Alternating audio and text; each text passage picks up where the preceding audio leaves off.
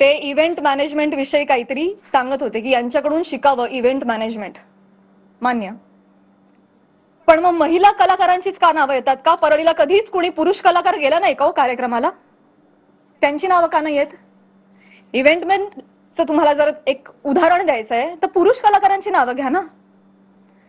महिलांची नावं घेऊन अतिशय कष्टानं ज्या महिला अतिशय छोट्या फॅमिलीमधून येऊन संघर्षमय आयुष्य जगत मोठ्या होतात आणि आपलं एक नाव कमवतात, त्यांची प्रतिमा ते असं बोलून डागाळतात. हे कितपत योग्य आहे? तुम्हाला उदाहरण द्यायचे, तुम्ही पुरुष कलाकारांची नावं द्या. पण त्यांनी तसं केलं नाही. त्यांनी त्यांच्या वैयक्तिक स्वार्थासाठी फिल्म इंडस्ट्रीमध्ये काम करणाऱ्या महिलांची नावं घेतली, त्याचा वापर केला, गैरवापर केला. त्यांनी स्वतःचा TRP वाढवण्यासाठी महिलांची नावं घेतली. अतिशय कुत्सितपणे टिप्पणी केली, अतिशय कुत्सितपणे.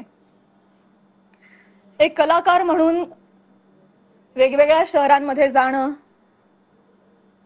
प्रेक्षकांचं मनोरंजन करणं हे कलाकारांचं काम आहे. आणि फक्त परळी नाही, महाराष्ट्राच्या कानाकोपऱ्यात जाऊन मी याही आधी कार्यक्रम केलेले आणि यापुढेही करत राहणार आणि सगळेच कलाकार करतात. याआधीही हजारो नेत्यांबरोबर, प्रतिथयश क्षेत्रातल्या सगळ्या मान्यवरांबरोबर फोटो आहेत. मग तो फोटोचा रेफरन्स उचलून तुम्ही कोणाही बरोबर असं नाव जोडून टाकणार का? हे एक महिला म्हणून, महिला कलाकार म्हणून मला अतिशय ही बाब निंदनीय वाटते. महाराष्ट्रातल्या राजकारण्यांना हे कृत्य शोभत नाही.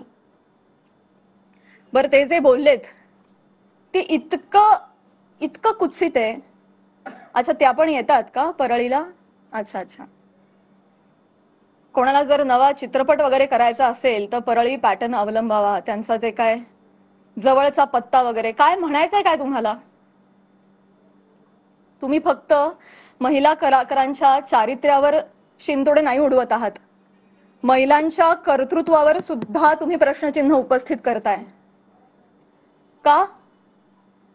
कुठल्याही पुरुषाच्या किंवा राजकारण्याच्या कुबड्यांशिवाय एखादी महिला स्वकर्तृत्वावर यशस्वी होऊ शकत नाही का? कष्टांनी आणि मेहनतीनं एखादा माणूस मोठा होतो, याच्यावर तुमचा विश्वास का नाही बसत? ही अशी टिप्पणी करून तुम्ही माझी नाही, आम्हा महिलांची नाही, स्वतःची मानसिकता दाखवताय असं मला वाटतं. आणि ही अतिशय